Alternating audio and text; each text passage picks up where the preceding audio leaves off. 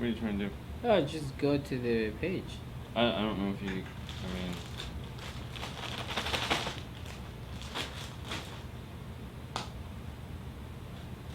Oh, alright. Is that it? Yes, I think so. Yep. Yeah.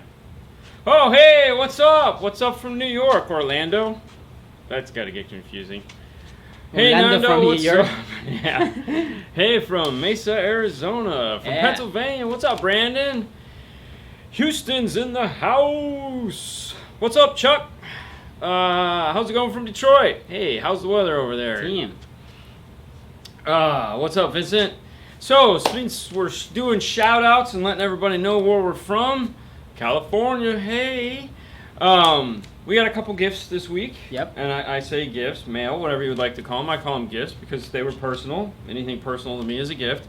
We had a Jim and his beautiful wife drive down from Illinois to have us install their system. Yep. While they took advantage of the beautiful fun attractions that are here in Clearwater, Florida, such as they went and saw Winter the Dolphin. Yeah. They went to Busch Gardens. They went to SeaWorld. Yeah. They went to Dunedin Beach, which Yep. is where I live, which is a beautiful beach. But they brought us a couple things. Woo. One more. Little effort on that part. They know I'm a hockey fan, and they know that I don't like that this team is, well, yeah, anyways. They brought me this guy right here. They brought this one for Fernando, and then they gave you a couple stuffed animals Yes, for Sebastian. Yeah. So these are really cool. This one's going home because, it's the Lightning, and they're kicking butt. And then we had these come this week. Yeah. One for each of us. Here you go. Tell me who it's from. 'Cause Okay, this is from San Bernardino. yeah, look at that, baby. Yeah, He took and- the challenge. What's up, Fro? And This- sent us his hometown T-shirts. So we got some Arnulfo Esperanza. There you go, San Bernardino. Look at that. Nice. Okay, I'm doing a terrible. You do. Oh my god. There. Hey, all There you right. go. Is this one mine? Yeah. All right, cool. So I'll just put it on. That'll make life easier. You dirty. Yeah, but I'm not gonna take off my shirt. Relax. All right, here we go. Okay. There you go. All right. So Sam, Jesus, the screen's backwards. Screw Yes. with my hand. All right. So San Bernardino in the house. What's up from Yosemite, Lexington, South Carolina? Yeah. How'd your trip to Hollywood? Hollywood is coming this July, so we'll be doing the Hollywood trip in July, and we're gonna straight up tourist it. Can't wait. All right. Vince. What size you wear? Medium, and I like extra large. I like roomy. I know. And Haley like medium. Haley too. likes medium. So. Haley's off camera today. Yep. She's just chilling. She blew out her ankle in her game today again. But tomorrow is her last day playing soccer forever. So Not we're gonna forever. in a tournament. Yeah, Wow. she's too old. She's Oh, but getting you can old, still man. Play. Yeah, she's gonna retire and turn into a coach. Nice. What's up from Illinois? See, there you go. Illinois in the house. That's your Yeah. hockey team. Here, let me get this out of here. Thank I got you. a lap. Yeah, right there. There you go. There's the hockey puck. Ooh, lightning. Okay. Yeah, Dean, looking good. What's your secret? You don't want to know. Hey, Haley. Howdy from Dallas. What's up? Good evening, good afternoon, Hello depending from on your Portugal. location. So, anyways, this week was fun. We had a lot of big jobs this week. Yeah. We had the Corvette video go up. That was actually filmed this week. You could tell by my head size. Usually, is going to be the difference there. Head smaller, bigger head is going to be older videos. Don't worry, my big head will be back on Monday because we still have lots of videos in the queue. Hey, from Sweden. Hi, sweetie. You rock, guys. Wish you were in Arizona. It's a dry heat, but it's really hot in Arizona. What do you guys use to clean speakers? What you guys use to clean speakers? A rack? I mean, as far as like, usually air. Okay. Usually blow them off, but I probably use the same thing that we use to clean the screens on the radios. We have these. I don't even know if they make these anymore. Yep. But I know you can get things that are just What's up, like them. Julio? These we bought these things at one point. These are Bello screen wipe cleaners. It's a mild like detergent. This is what we use to clean off any fingerprints that we get on Yep. a rag. A rag. On any of the touchscreen radios. So I know Amazon sells something like this. They come in like a pack of 50 for like Yeah. $10. We use this to clean off pretty much anything that's got fingerprints on it. Yeah. So Nice. get a yellow dash kit. Get a yellow rag. There you Yeah. go. Do you guys have video? Mine amp under the back seat of a 2000 Tahoe. You know, it's going to be the same as the Hummer, the back seat of a Yes. Hummer. So check Yeah. out the. We have a couple H2 videos that are really. We have an H2 video that's really old. But I know we mount two amps underneath the back seat. If it's a newer one that has that carpeted panel underneath it, I don't know if we have any of those up. I'd have to look because goes way back. But typically, what we'll do is we'll cut those carpeted panels and sink the amplifiers into the Yep. floor. We try to get amplifiers that have wires that face all one direction, not out the sides, but forward, so that we can have the wires go up underneath the seat area there, and looks really nice. Mhm. But that's what we do there. There you go. Yep. What do you got? How much do you guys charge for a bass system? You'd have to call Paul on that because we don't get involved in the pricing. I will design a system for you, as it were, when you come in and we talk and we spend time together. But I don't do the pricing part. That's all Paul. I don't get involved with that because that's no fun for me. All right. What about having a Halo 9 and 2012 Impala? Yeah, you could put it. That Impala would be fine. That dash gets real rigid, so I don't think that would be a problem at all. Yep. Yeah, because remember, it adjusts up and down and in and out, so you got plenty of room to do that. All right. Okay. What is the difference between Tony from the UK. What is Okay. the difference between the yellow Stinger batteries and the red Stinger batteries? The Red Stinger batteries are the higher end batteries. They're typically double the power for the same size. So like the SPV20, which is the small little guy, they make a red top version of it that is twice as much power, actually almost 3 times as much power. So the red top, it's more money, but you get a lot more battery in that same size. So really nice, because you could do like the red top version of that SPV20 like we're talking about. It's actually bigger than the SPV44. It's a little bit more money though, but it's half the size of a 44. So hey, from Portugal. So that would be the difference. It's a better performance battery. Is Paul the owner? Yes, Paul is the owner. We're just the lackeys. Yes. When I push a sub to the limit, I smell a glue smell. Yes, that's totally possible. It's typically not glue. It could be, though, if you're really heating it up. Most of the time when you get a woofer for the first time and they tell you to let it break in, so play it like, go easy on it for like the first week or something like that. And that usually heats up, cools off, heats up, cools off. That breaks in and burns off all the excess stuff. Because a lot of the times they put chemicals in there, mostly for shipping. But it usually burns off after the first couple months. If you're constantly smelling it, then you're just overdriving or heating up that woofer way too much. You might have too much amp for it. Hey, from Germany. All right. So What's up with Focal speakers? Are they just door speakers? No, Focal makes an incredible line of subwoofers. They make amazing home speakers, and if you're a headphone junkie, they have a $2,000 pair of headphones. Focal is a full line start to finish. Their subwoofers are incredible. they will sell amplifiers. They even sell amplifiers, and they make a really nice DSP. Mm-hmm. So clipping, clipping would be you're heating it up. I mean, at the end of the day. Okay, go ahead. What do you think about the Rockford Fosgate P312? Haley, what do you think about the Rockford Fosgate P312? I don't know what that is. It's the sub in your car. Oh, it's good. Speak louder. I'm pretty sure they can hear me. Yeah? Do you like it? Yes. Yeah. It's one of our most successful things that we've ever brought in. We sell tons of them. It's weird. I'm not a big advocate of the amplified subwoofer thing, but Rockford hit it out of the park with that. If you're looking from California, if you're looking for a small, easy to remove, it's great. It's really great. You guys have seen us put them in. We make a nice umbilical cord. Jason says hi.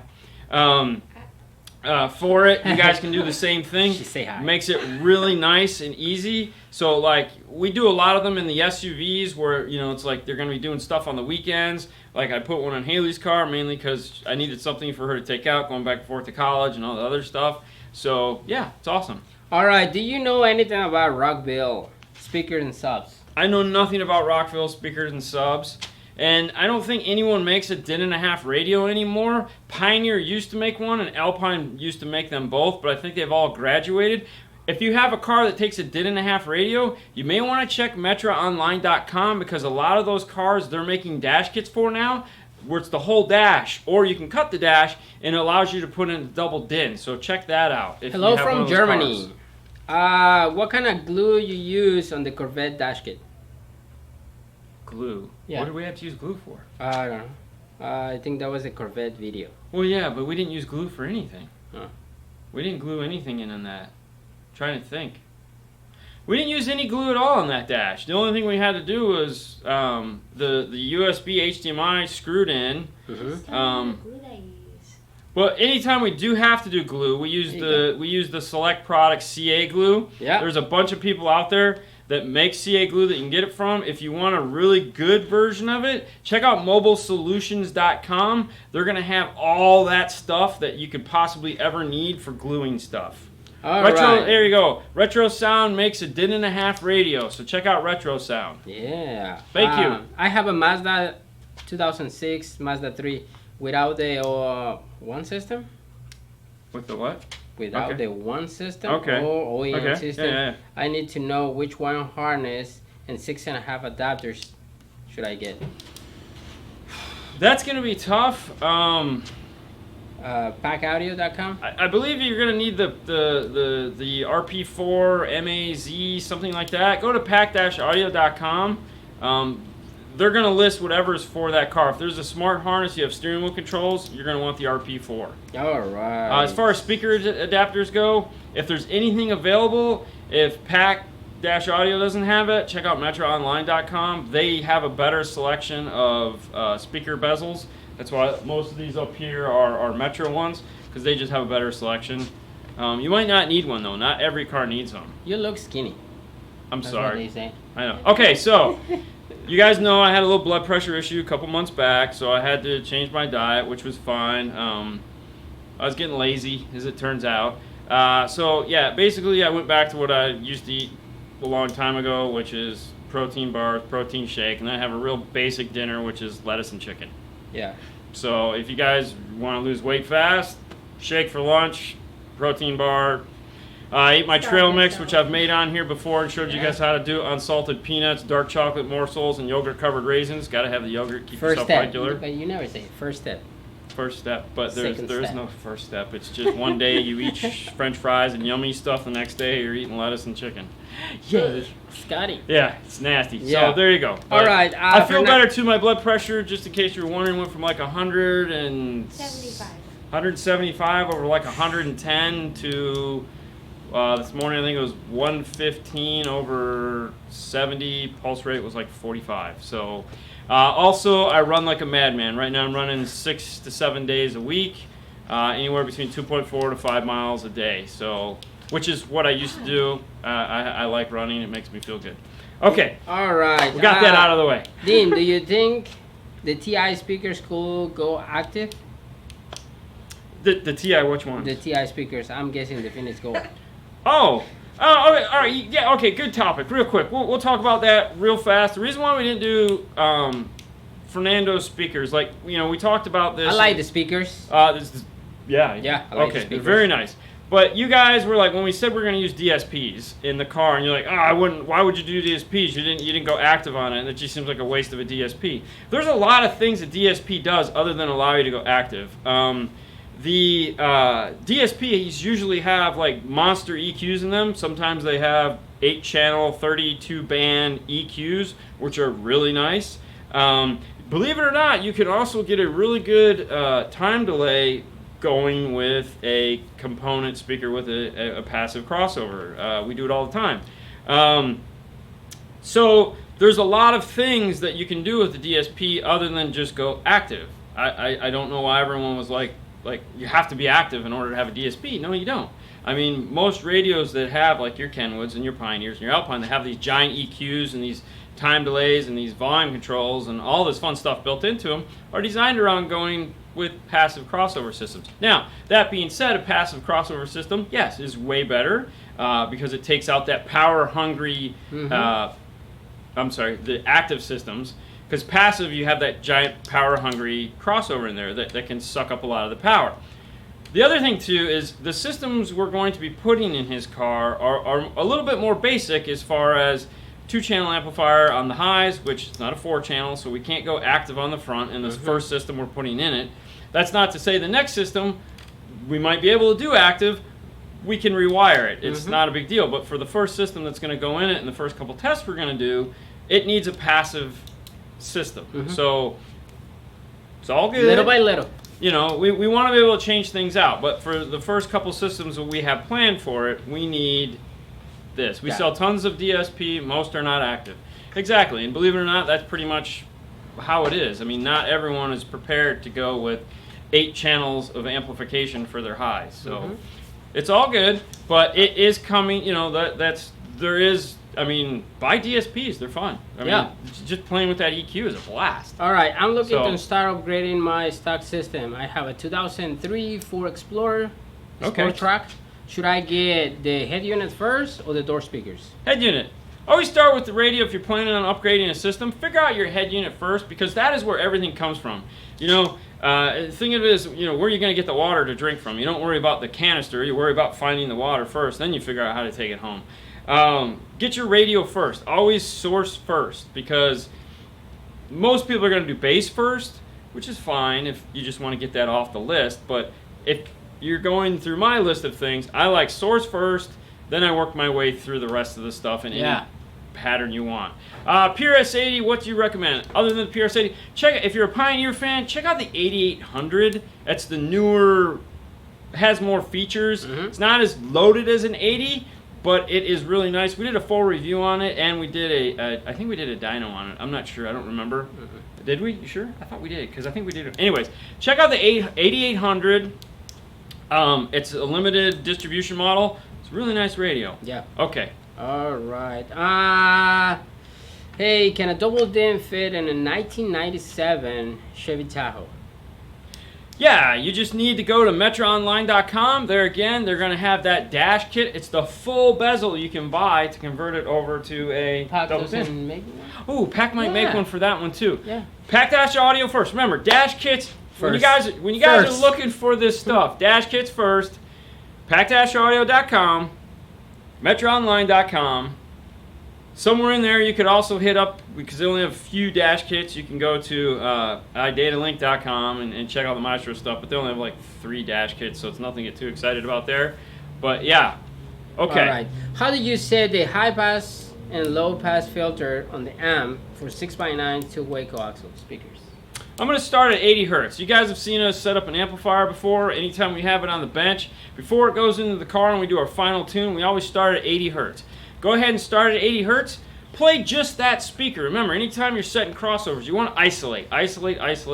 Play the one speaker you're trying to listen to. Don't play the fronts, the rear, and the sub while you're trying to adjust a crossover on a set of rear speakers. So, play the rear speakers, start at 80 hertz. Play the music you plan on playing the system on. If you're going to be doing hip-hop, if you're going to be rock, whatever you're going to be playing, play that type of music and play it at the level you plan on playing it at. Okay? Once you do that, then you can say, okay, can I get a little bit more out of these? Maybe turn it down to 70. Maybe go down to 60. These are going to have numbers, so you're going to have to use your ear and pay attention to it. But make sure you play it at the level. It's the most important thing. Play it at the level you're planning on playing it at, because nothing sucks worse than going, oh, this sounds great halfway up, and you get a lot of mid-bass out of it, but then you turn the volume up and you blow the crap out of them because now they're just moving way too much, and they can't handle that power and crossover point.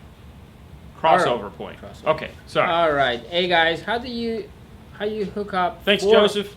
4 dual ohm speaker to 1 ohm with a 2-channel mono amp? How do I do what? Exactly. How do I hook up 4 dual ohms, dual speakers to 1 ohm with a 2 dual 4s? All right, so dual 4s. So we're gonna go 8 8. 8 and 8 is All right, so 884, 884, 442. No. So then we go 221, 221, half. No, you can't do it. I mean, I confused. It's a 4 ohm? Yeah, dual 4. It's 4 speakers. Four dual ohm speakers to 1 ohm to 2 channel amplifier. We have a video from the install bay that talks all about different configurations for ohm loads and how to figure them out. Obviously, it just you left something out there. It's no big, but yeah. All right. Alpine i207 cannot have aux input. Yes, it can. It's on the back of the radio. Mm-hmm. It's in the pigtails, no? It's a pigtail off of the back of the radio. If you check out our video on it, we show you exactly where it's at. If it's a full AV input, so if you pick up the Kenwood, what is it called? CAC3B. CAC3AV, Yeah. You can do anything you want. Or if you're just trying to get aux into it for music, plug it in, you're good to go. You might have to go into the menu and turn it on if it's not already on, but it is on the back of the radio and it's in one of the harnesses. Check out our video on that. We'll show you exactly where it's at. All right, when I measure for time alignment, do I measure from the tweeter? Hold on. 993003G is for the 97 Tahoe. Nothing from PAC yet. Okay, so that's the older one. There you go. Thank you, Jason. All right, go ahead. All right, when I measure from time alignment, do I measure from the tweeter and the pillar or to the door? Okay, that is a great question. Thank you for asking it. And the reason why I feel that is a great question, we were just having a conversation earlier this week with Jeff Smith. We've had him on the show before. He's the PAC trainer. He's the guy that handles Phoenix Gold, PAC, iSimple, all those. He's their trainer. He's their specialist. He's the guy that goes around and tells everyone what to do. He's also an installer of the year. All the fun stuff. You know them. He tunes cars. We called him up. We were having problems. And he personally likes to go from the mid-range. I personally like to go from the tweeter.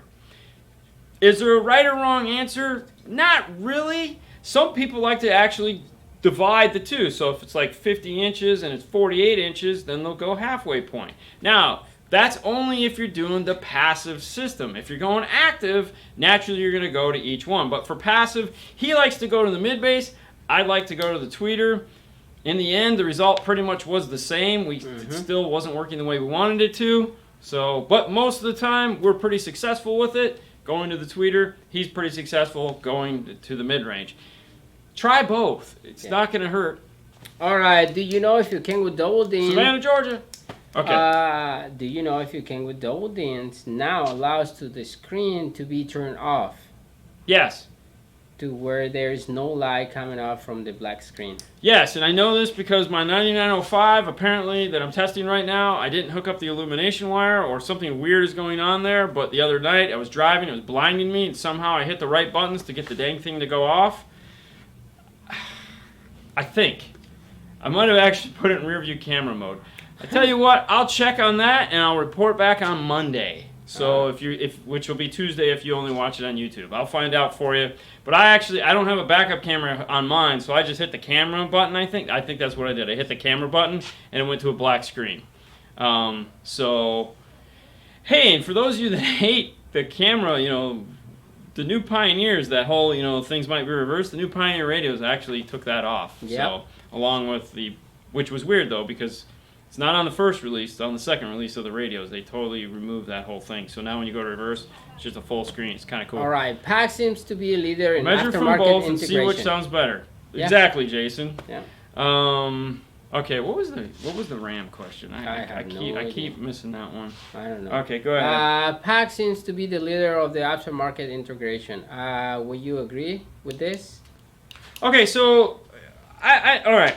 Nathan would love you for saying that. He's one of the PAC guys, a good friend of mine. He's shy, so we haven't been able to get him on the show yet. Yeah. What's up, Joseph? Aloha. So every company that we deal with has a motto, so to speak, or a call to, or just like, this is how we're going to do business, okay?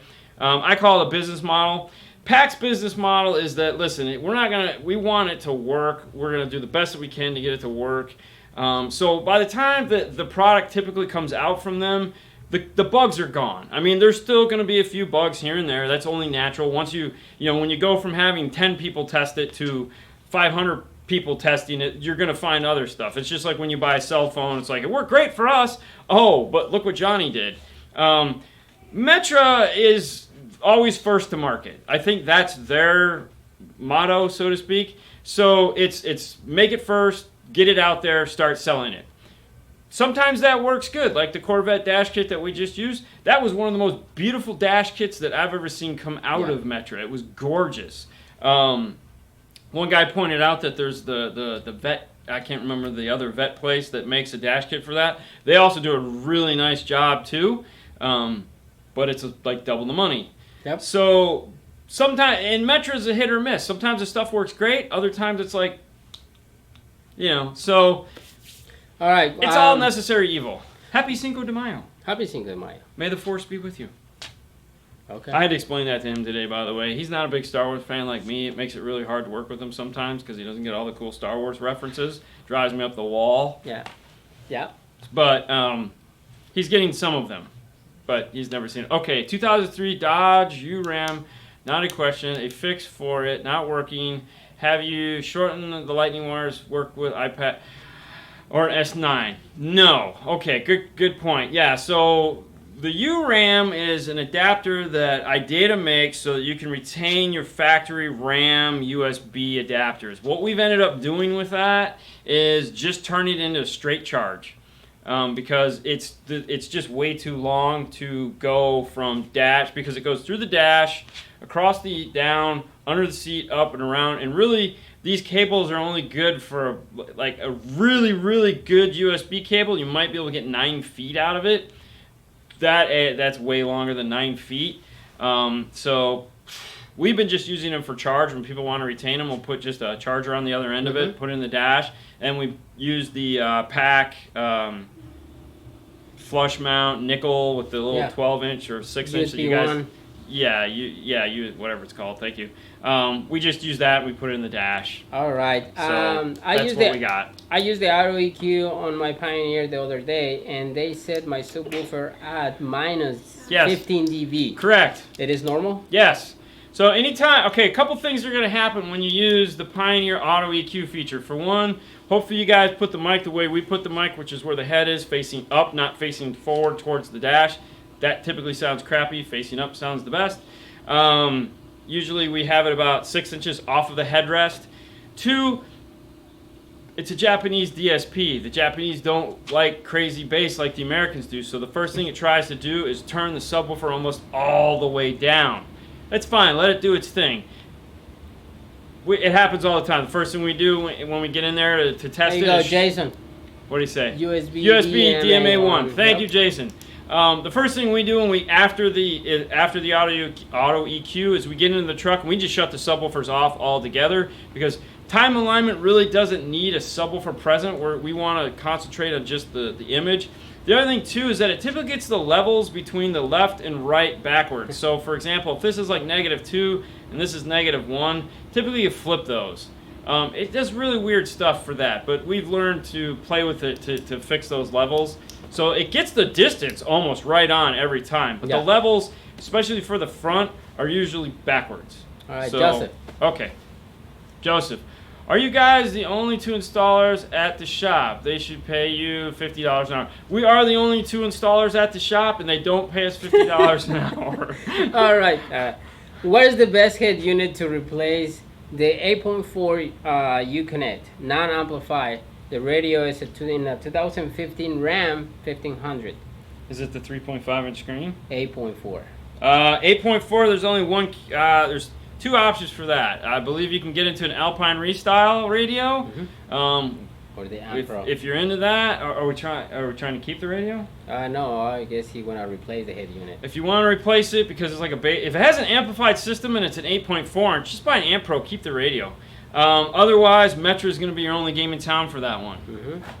Better alternator, better battery. Better battery. Upgrading your alternator is really nice if you're a mechanic and know how to change it. That's going to be all I'm going to say about that, because you need to know how to change your own alternator. If you can change your own alternator, get a bigger alternator. All right, you guys ever made a gain adjustment tool? meter with an old speaker yet? Yes, Live actually, or- we haven't yeah. made the video. Nope. But we tried it. We tried it this Yeah. week. We had like an hour and we played around with it. Almost set the bench on fire because the load resistor we were using, Yeah. we had it hooked up for about a half hour. There's a permanent burn mark in my workbench now. Yep. And we were like, what's that smell? And there was literally The smoke smoke is coming coming. off the Yeah. workbench because we were doing all this testing and we forgot But It's we wood. Yeah. we did it. It works. We also had the new oscilloscope that we were playing with it, so we weren't really paying still attention. playing. We're still playing with it. It works. We're going to be shooting a video on it. I don't know when. Soon. It's just a matter of time. We just wanted to make sure it worked, and it did. It's kind of wonky. Like, it's not perfect, but No. it works. Like, you'll see. But Yeah. it did work. It Yeah, was cool. definitely. It was cool. We had a lot of fun with it. Hey, do you prefer metal tweeters over the Silk Dome tweeters, and why? Okay, so for me personally, I'm a Silk Soft Dome guy because high frequency really bothers my ears. I've always had Silk Soft Dome. One set of speakers I had where I had Macintosh. I had the Macintosh component set, and they came with a metal tweeter. We'll call it metal. And it just irritated the crap out of me. After that, I was like, I'll never have another one again. But before that, I had Silk Soft Dome. I had Morels. I had Peerless before that. I had Orion before that. I had JBL before that, and they had a metal tweeter that I didn't like. I like cloth because it's a little bit smoother. It's not as I'm not into a really harsh, bright tweeter. Clear is how I've always heard it described, but watch Sound ICA. I do. It's entertaining. I love it. This car runs like crap right now. Yeah. Hopefully you'll figure that out. Metal is nice though if you like really tight. I mean, metal makes a better cymbal. At the end of the day, if you like a ta ta ta ta ta sound, metal is the way to go. When we put in the Rockfords, especially the T2s, that is our go-to speaker for a metal tweeter. It sounds amazing. I like it. Focal has a really nice sounding tweeter in their metal line that sounds amazing too. They're very precise. They're very sharp. They just fatigue my ears personally. I like that more. I'm old, I guess. I don't know, but I've liked it my whole life. I just like that smoother sounding tweeter. I'm more of a mid bass. I like the strong mid bass coming from the door. Okay. I fit a Pioneer 8-inch speaker mid bass in a 2010 Mustang door. Yeah. It rocks. Yeah. Nice. Oh yeah. Yeah, those are nice. Yeah. Putting in Morels right now, tweeter powered by US Acoustics. Oh wow. All right. There you go. Yeah. Oh, God, I so want my speakers right now. All right. The best way to get the best bass response from the door speaker 6.5 speaker baffles.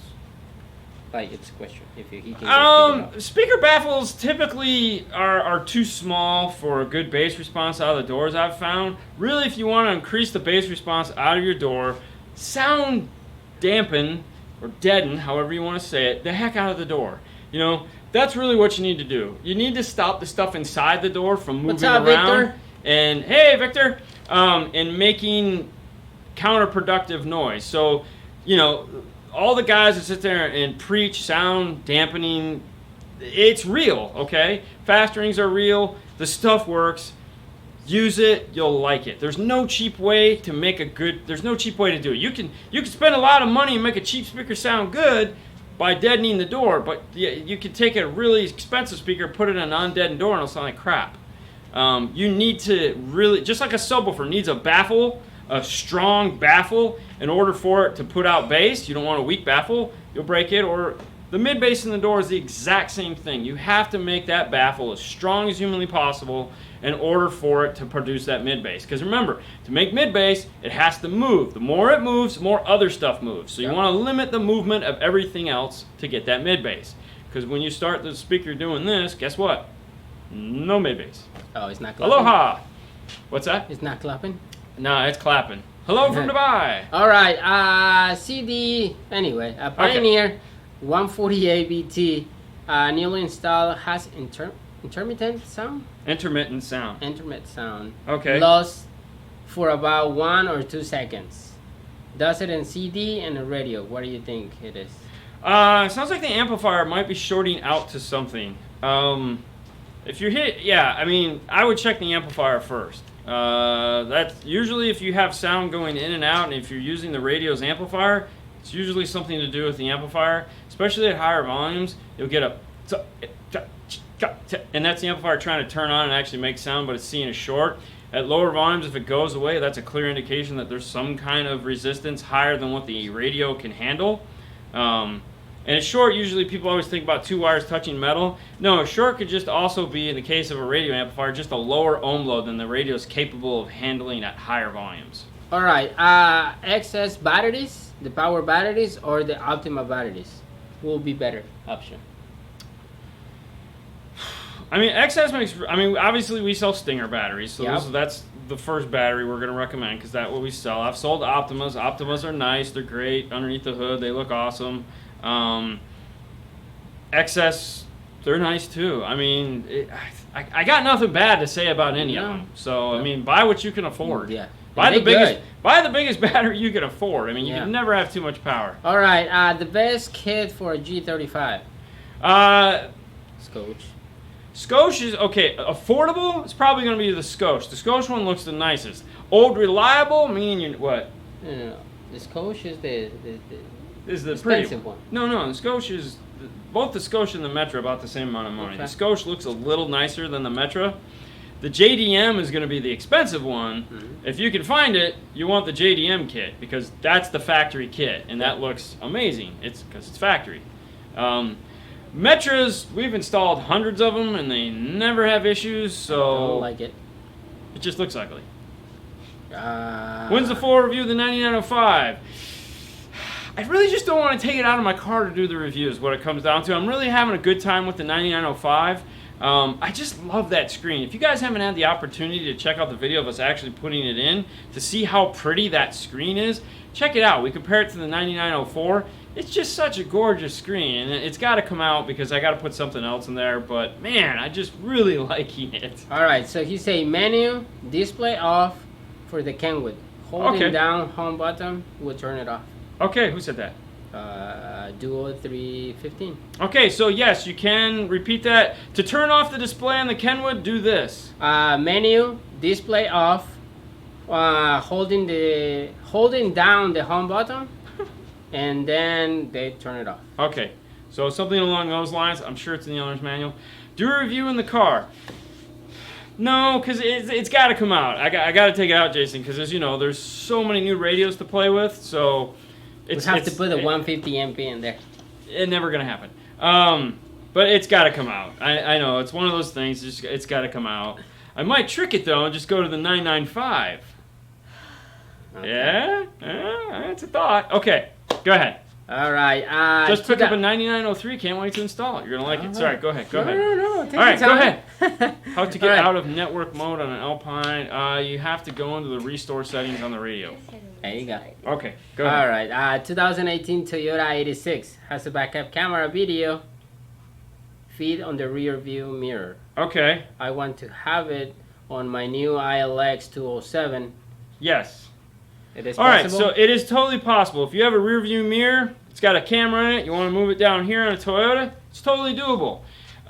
We actually did a Toyota Highlander, Mhm.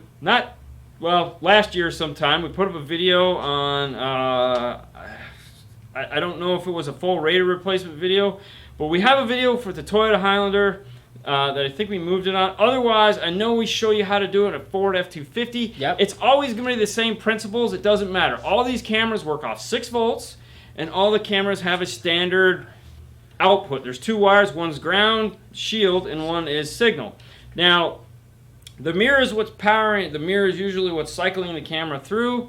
Once you find the signal, though, you could just run it into the back of the radio. You just need some kind of a monitor input and a straight RCA, but from the install bay, we have a video on how to relocate the camera. Check that out. But yes, it is totally doable. All right. When I turn off my car, my sub pops. My mids, highs Yes. are on the different amp.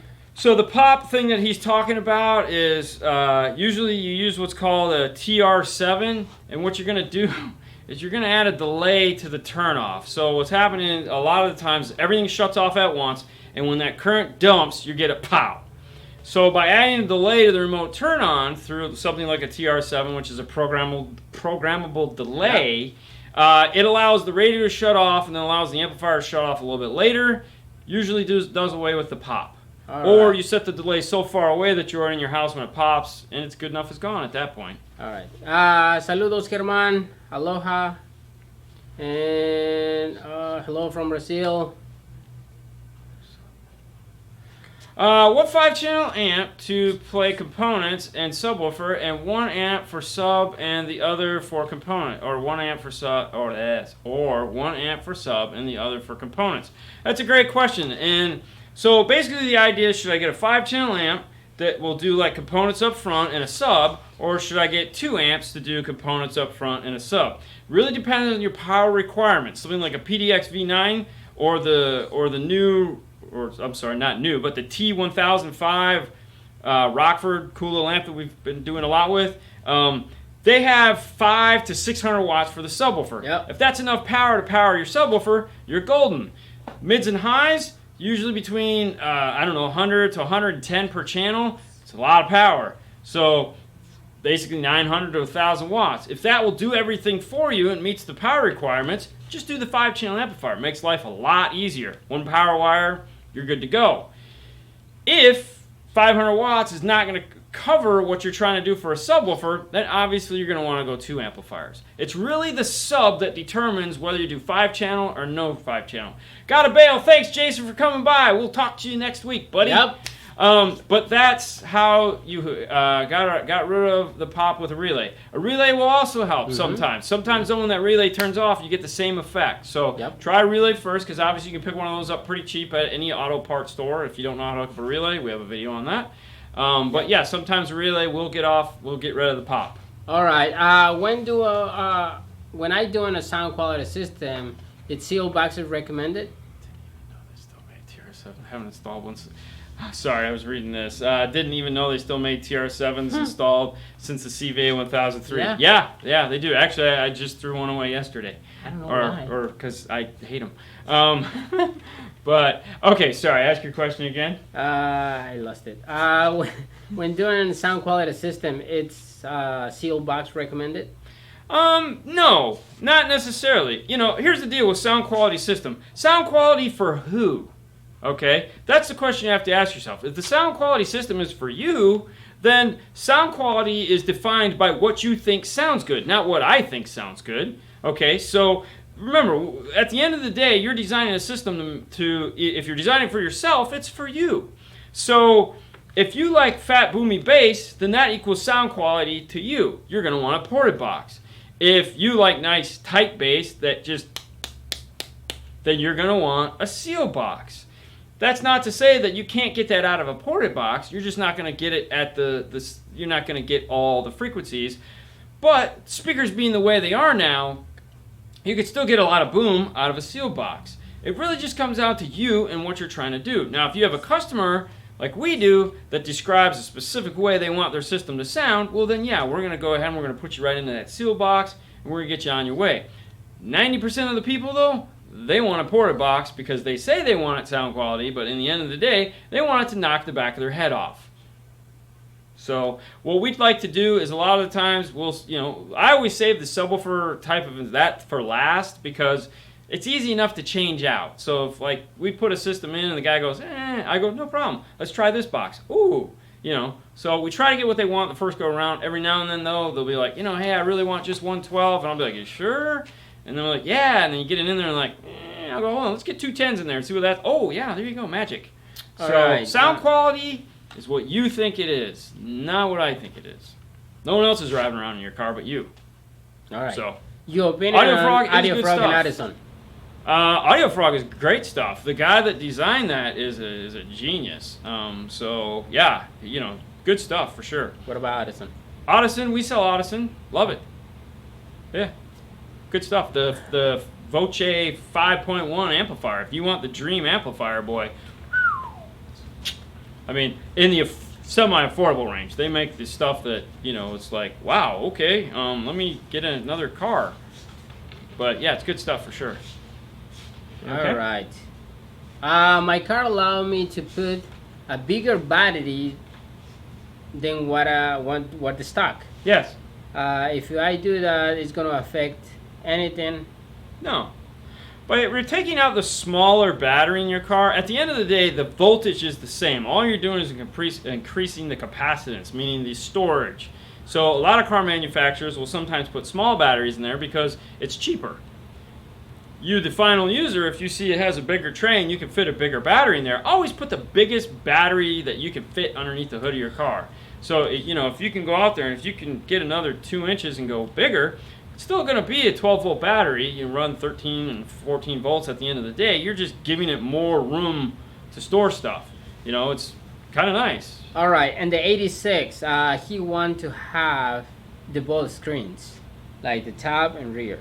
Okay, so the only thing I can tell you if you're trying to retain the tab upper and lower is that sometimes what happens is, just like when you have cable and you split the cable off and go to 2 TVs, you get 2 TVs that look okay because you've just split that voltage going to each TV. So sometimes what happens is the screen doesn't look as good as it could just sticking to one screen. The other thing you have to remember is the camera quality isn't super great because the most it ever had to play on was a little 2.5-inch screen in your mirror. So they didn't put an amazing camera in there to be stretched out to 7 inches. So you'll get it on there, just be kind of blurry, and you might get some snow, but you could do it. All right, I have a Mitsubishi Evo. How's it going in London? London. London calling. I like London. Dean, have you been working out, man? You're fading. I run a lot. Okay. All right, I have Mitsubishi Evo X. I took the radio out and it has 2 harnesses. Yeah. The harness kit comes with 1. Yes. So I don't know what its second harnesses do. So a lot of the times when you pull a radio out, there's more harnesses than what you actually need for what you're doing into the car. So, for example, if you're just replacing a radio, you might have power, ground, illumination, all the speaker wires, remote turn on if it needs it, amplifier turn on, all in one harness. At that point, the harness manufacturers all stop. And they go, all right, well, we got everything. We're good. That's all we need to put a radio in here. That secondary harness sometimes does things like, if the car has Sirius XM or something like that, that might be where that plugs in. If there's an aux jack, that might be where that's wired in. If there's steering wheel controls, that might also be in that secondary harness. There's a lot of little things that could be in that secondary harness. If there's a screen in the dash and it needs to report, that could be through that secondary harness. So when you're replacing the radio, not all the time do you use every harness because it's not necessary for what you're trying to do. That being said, there might be things in that harness you need. You just might not need them to do a basic radio install, but like steering wheel control, like I said, all those other things might be in there. So don't lose any sleep over it. It's okay. All right, Dean, what was your first system in your car? So my first car was a 1980 Dodge Omni, and my first system I ever put in it was a set of JSE 10-inch subwoofers, a set of Peerless tweeters that I laid on the floor, and a Walkman. You asked. Shout out from San Bernardino. Look at that. There you go. Love the shirts. Yeah. Using the DNA, what's the best way to time correct for three-way components? Time correction for that, if you're doing active three-way, you're just going to measure each one. If you're doing passive, you're going to have to play with it, meaning you're going to have to go from your ear to the tweeter. I would personally think the mid-range would be the best one to go to because that's going to be the loudest out of the three, or the one you want to hear the most of. But otherwise, if it's all active, go to each speaker individually.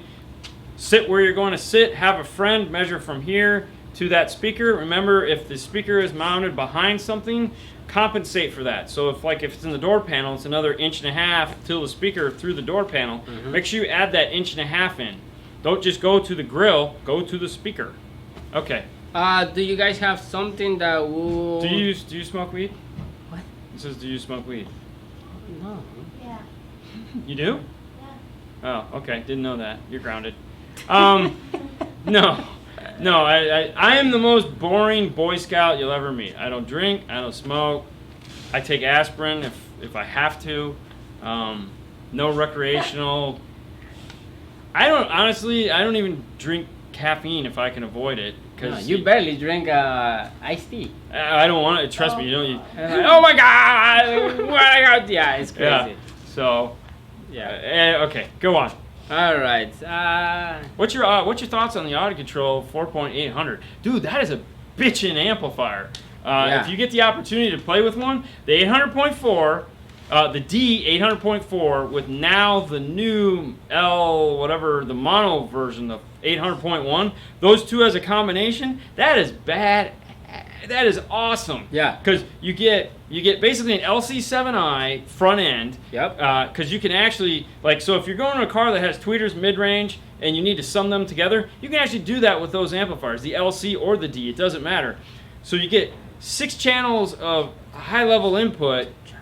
It's 4 channels of input from a radio. It has a 6th RC output to go off to the sub-amplifier. Has a DM608 processor built into it. So it's like the best of, it's like that TV, VCR, DVD combo, man. It's awesome. Price point right up there. All right. I have one of the LC 612. Those are great too. And the the mono's coming, yes, in June. I don't think he's gonna send us one of those though. All right. Hey, it is possible to use a 2-channel amp as a 4-channel amp. I'm running 4 speakers out of the Fosgate 300 by 2 punch. So if you have a 2-channel amplifier, can you run 4 speakers off of it? And the answer is yes. So that ohm load that they talk about when you're looking at the amplifier, so for this case it's a 300 by 2. It's 75 by 2 at 4 ohm. It is 150 by 2 at 2 ohm. What that means is that amplifier is capable of handling a load of 2 ohm. When you buy a speaker, like a mid-range, most of the time they're a 4 ohm speaker. So if you have a 4 ohm speaker in the front and a 4 ohm speaker in the back, that's going to give you a 2 ohm amplifier at the amplifier, which means that each one of those speakers is going to be getting 75 watts. Thus, the amplifier is going to be put on its max power on that channel of 300 watts. The same is true for the other side. The only thing you lose is fader. There's no way to fade between front and rear or this speaker and that speaker. That's really the only bummer. If you're not a fader guy, it's okay. If you want them all to play at the same level, it's okay. The other thing too is you can't use the gain control for anything other than, level. You can't fade between the two with the gain. Is there anything wrong with that? No. You used to do it all the time. Still do it every now and then. It's a good way to sell somebody a 4-channel amp. Like you don't have money for a 5-channel, you can sell them a 4-channel. They can power 4 speakers in a sub. Rock on. All right. My Toyota Corolla has a 30 amp sunroof fuse in the car. I want to put a Pioneer GM 1004. My car doesn't have sunroof. Can I use that fuse as a power? Okay, so that's what this guy's writing here. Can you so if I'm understanding the question right, your car doesn't have a sunroof. You have an open spot on, what is it to power? It's a Pioneer. Is it to power a radio or an amplifier? No, an amplifier. No. Okay, a fuse box is not anything good enough to power an amplifier. GMD. Probably GMZ 1004. Yes. No. I mean, at the end of the day, anytime we do one of those little brick amps, we always just run a 10 gauge out to the battery, put a little 15, 20 amp fuse underneath there. It's a heck of a lot safer. And the reason why I say that is most of these cars now have a multiplex fuse underneath the hood that is like 10 fuses in one. And if you price one out, you're never going to want to blow that because it's stupid expensive. 10 gauge wire and a fuse holder, way cheaper. Yep. Okay. So, and it's not that hard to do. Okay, I say that from a purely professional standpoint of view. I'm sorry, I don't mean it like that. But that would be the best way to do it. Just a little 10 gauge. You can bury the amp wherever you want. It'll run a lot better. You'll sleep better at night knowing that you don't ever have to worry about your car doing everything. Because you got to remember, whenever that fuse, it's really just there to protect. It's not like it's a 10 amp circuit. They're just saying that, hey, in the sunroof motor, it needs a 10 amp circuit because the worst it'll ever draw is 10 amp. Well, the amp is going to be on all the time. The sunroof was only on to go and then it's done. And then and then it's closed. That's all it's running. Yeah. The 10 amp is just for that little motor when it's not, when it's running. You're going to be running that amp nonstop. That circuit wasn't designed for that. Yeah. Hope that sucks. All right. Why the Audio Control discontinued the Epicenter series? Wait. Hello from Ontario, Canada. Go Tampa Bay. Bruins suck. I love you. Amen. I love you. you. The reason why Audio Control discontinued the that particular line of amplifiers, what I got from it was price. It at the end it just came out to price. The other thing too is a lot of people just don't understand an Epicenter, so there was some confusion there of what the Epicenter can actually do for you. So they looked at it and they said, you know, it would be better if we just come out with a straight up amplifier, get everyone accustomed to Audio Control and what we bring to the table, as opposed to just coming right out of the chute with, you know, both guns blazing, going, look at us, man, we make this awesome amplifier with Epicenter that'll make your stuff sound amazing. We're cool, but we're expensive. And everyone's going, you guys haven't proven yourself yet. Why would I want to buy that? So they kind of had to take a step back.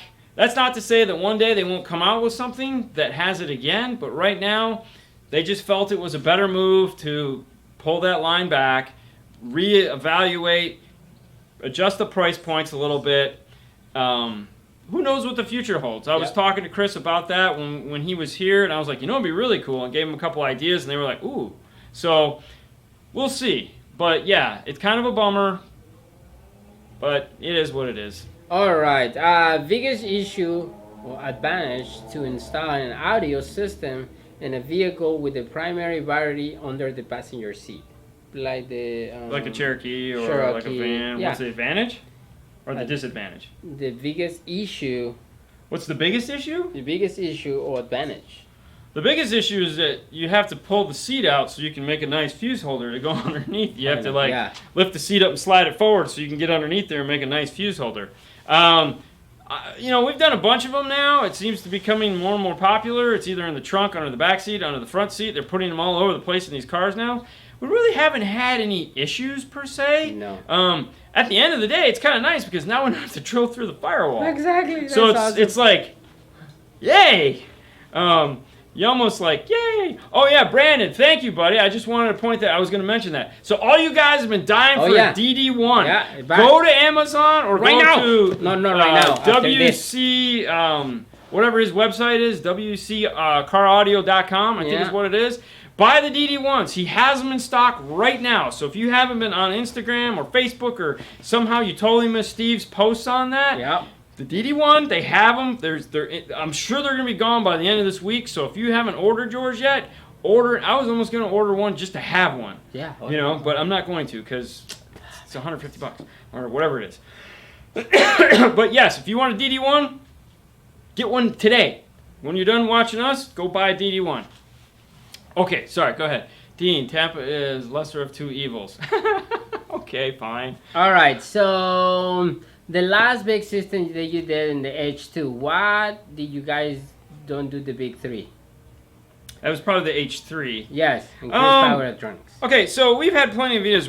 We had one video where we talked about budget. Okay, budget. You got to remember, this guy had SoundStream amplifiers, which somebody asked earlier what we think about SoundStream amplifiers. They're an affordable, nice amplifier. Okay, it's an affordable, nice amplifier. Is it on line with, let's say, a T1500.1? No, not at all. Or even a SCAR or a DD or whatever. You know, no. It's just good an amplifiers affordable, for the price. good priced amplifier. Yeah. Great for a beginner system. You know, I have no problems with them. Okay. So the budget. So the budget. All right, let's keep in budget. mind he had like $250 worth of amplifiers. Okay, maybe $300 worth of amplifiers, if that. Okay. The zero gauge kit we ran in the car, that's a $120 kit. Okay, the kit cost more than the amplifier. We changed the ground underneath the hood because that was already crappy. We put a new battery terminal in it. So we did what we could with what we had. Yeah. You know, there was a lot of things we suggested to the customer, such as roadkill. He only wanted to roadkill the back door because he didn't think it was necessary.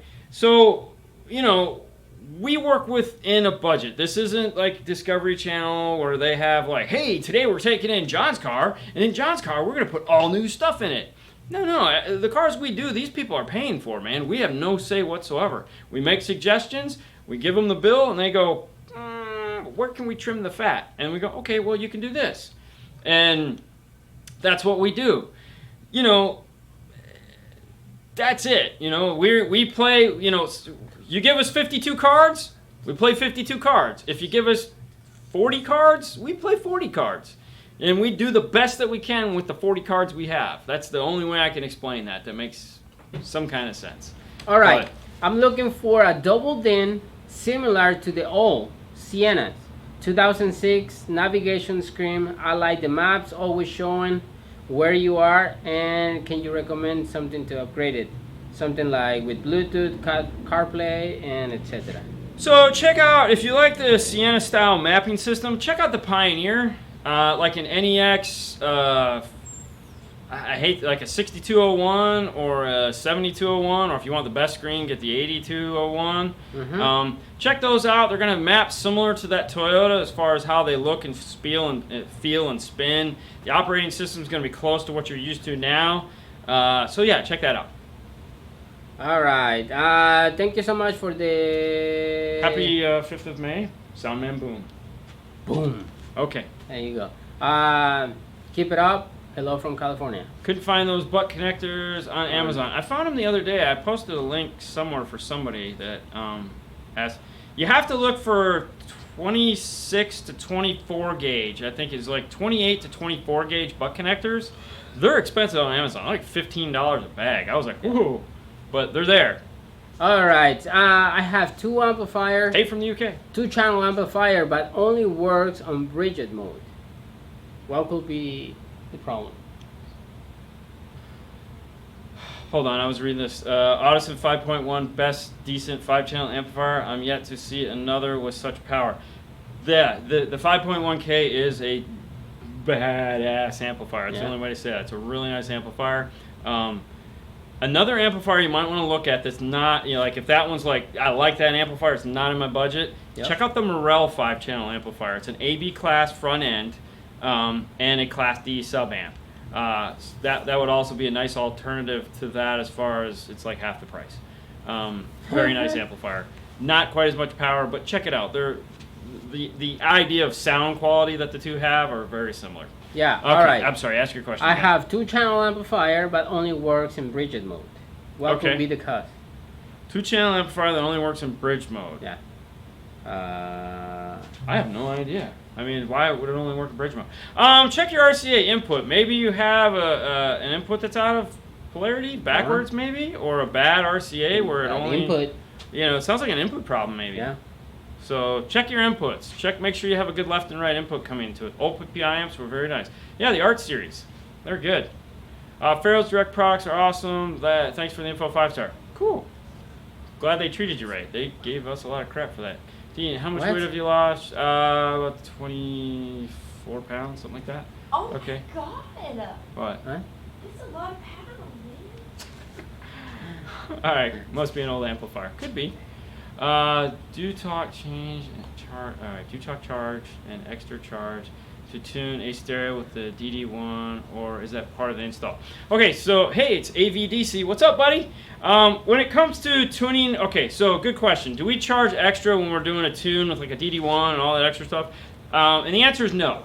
Depending on the system we're putting in, and depending on how crazy that system is, we build that into the price from the get-go. We don't talk about it much. We have what we call a tune fee, and I just say, typically, depending on the equipment we're going to put in, we know if it's going to take extra time to do the tuning and how much time to allot for that. So, like if we know we're doing a DSP of any kind, there's a tune charge put in it. Right up to, that's part of the install of the DSP. So we'll add an extra hour and a half into that. Now, if we go long, like we take 2 hours to tune a car, or 3 hours to tune a car, or it stays overnight, we tune, sometimes it's a lose for us.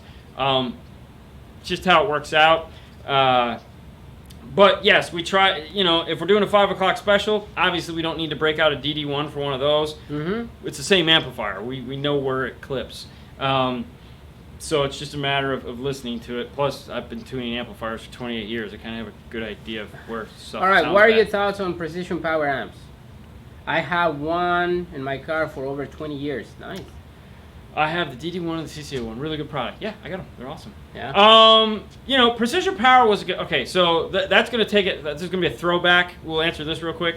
I was an Orion guy. Tempe, Arizona put out a lot of cool stuff back then. You had Orion, you had PPI, you had Rockford. What's up? They were awesome. PPI was a competitor for Orion, just like Rockford was. So back then, if you weren't on my team, you suck. So Precision Power back then sucked for me because I was What's up, young, Adam? and that's just how I thought of things. Looking back, Precision Power was a really nice amplifier. They made a really quality product. A lot of the guys left Orion and went to Precision Power, so they say. I don't know if that's true. But yeah, a lot of intermixing going on there. It was great. That Art Series amplifier, the only issue we ever had with those when people come in is for some reason the way that amplifier was made, there was some kind of heating issues where sometimes the capacitors would melt off the board. We used to laugh about that because we could turn the amplifier and the caps would roll around inside of it. Yeah. But they always sounded good. But yeah, I got a sound stream and it's banging 312s. There you Heck go. yeah, see? Yeah. It's Yeah. I mean, you can't beat the price. Yeah. Cardio Gods, thanks for Have the shared knowledge. You bet. Yeah. All right. Okay. Have you guys ever played with the Morello Virtus? Virtus. Virtus Nanos. We have them in stock. I've been showing them off. I No. don't play it. Bill, the rep, has them in his car. Yeah. They sound amazing. If you haven't seen the Virtus, they're really nice. They have that giant voice coil that makes Morel. Thank you, Julio. It's like a 2.5-inch voice coil, so they're very precise and slow and nice, and it's hard to explain. All right, guys. I'd love to answer more questions Yep. to stay all night, but that puts us a little over an hour, and Happy we gotta Cinco get de Mayo. going to start our weekend. You guys get to continue having your weekend. If you guys need tools, dnftooldrawer.com. That's where we put listings to all the tools we use in the video. Yep. If you want cool shirts that say 5-star on them, you can go to teespring.com/store/5star. We're on Patreon. If that means anything to you, that's where we're at. We'll see you guys again on Monday when we do the Facebook Live show, or you can watch it again on Replay Tuesday. Yep. And then, of course, we'll have install videos for the rest of the week, as long as I don't have to go see the Avengers again. Oh, really? Ugh. Ugh, you don't like it, huh? No. Sorry about that. I thought you guys would find that amusing. And a lot of you did, 14 of you didn't. Yeah. It happens. All right. All right, guys. Have a great weekend. Thanks so much for watching, as always, and we'll Yeah. see you Bye. next time. Bye.